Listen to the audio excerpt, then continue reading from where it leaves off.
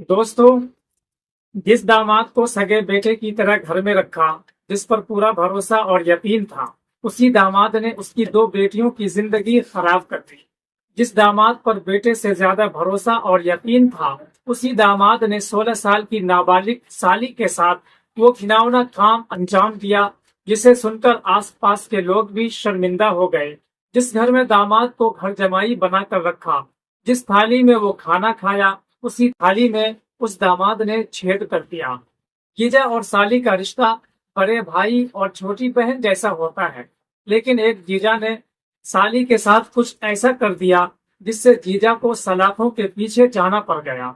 दरअसल वो अपनी साली के साथ जबरदस्ती रेप करता था।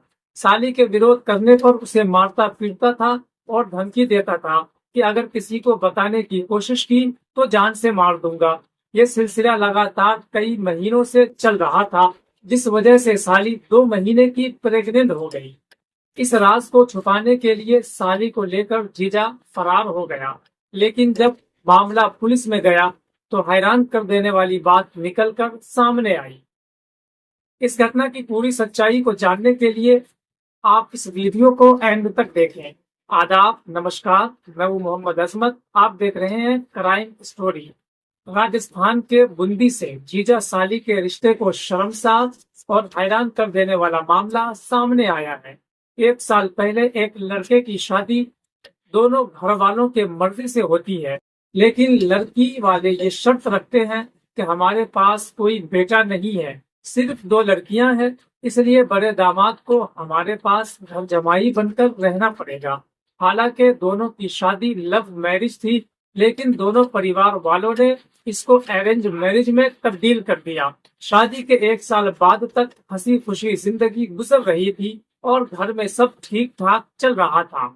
लेकिन उस घर में एक 16 साल की लड़की जो बेहद परेशान रहती है, जबकि घर में सब हंसते हैं, खेलते हैं, बोलते हैं, खुशियां मनाते हैं, लेकिन वो लड़की अंदर ही अंदर घुटन महसूस करती है और हमेशा खामोश रहती है। कुछ दिन पहले जीजा अपनी 16 साल की साली को शहर ले जाता है और अपनी पत्नी को किसी काम का बहाना बताकर कहता है कि मैं जल्द ही घर लौट आऊंगा। लेकिन कई दिन गुजर जाने के बाद भी जब दोनों का कोई अता पता नहीं चलता, तो ये बात लड़की अपनी माँ को बताती है कि उसकी छोटी बहन जीजा के साथ गई थी, लेकिन अभी तक दोनों में से कोई भी घर वापस नहीं आए। लिहाजा उसकी माँ रिश्तेदारी में गई थी। तभी वहां से वापस आकर कई दिन के इंतजार के बाद जब दोनों में से कोई घर वापस नहीं आए, तो पुलिस में एफआईआर दे डाली। पुलिस ने उसके फोन के जीपीआरएस सिस्टम को ट्रेस करके दोनों को ढूंढ निकाला।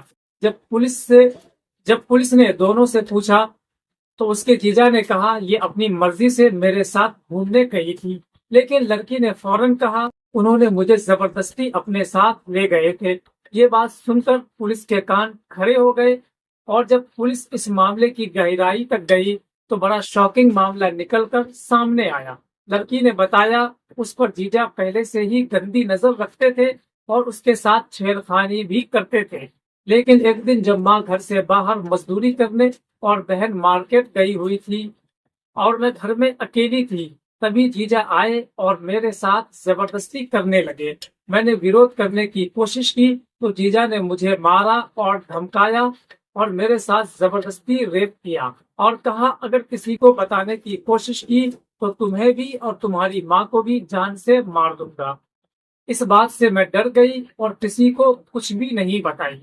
जीजा इसी डर का फायदा उठाकर मेरे साथ ये काम हर रोज करने लगे।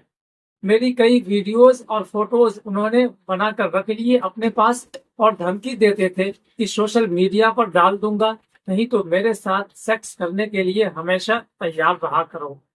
इस डर से मैं खामोश रही कि अगर उन्होंने सोशल मीडिया पर मेरी फोटोज या वीडियोस, जो कि बिल्कुल ही गलत टाइप से है, अगर डाल देंगे तो मेरी बदनामी हो जाएगी। लेकिन जब मैं 2 महीने की प्रेग्नेंट हो गई, ये बात मैंने जब जीजा को बताई तो जीजा ने कहा मेरे साथ भाग चलो, हम दोनों कहीं चलकर शादी कर लेंगे। मैंने जब इनकार किया, उन्होंने जबरदस्ती मुझे अपने साथ ले गए। माँ घर पर नहीं थी, किसी रिश्तेदार के पास गई थी। इसी का फायदा उठाकर उन्होंने मुझे अपने साथ भागने पर मजबूर किया।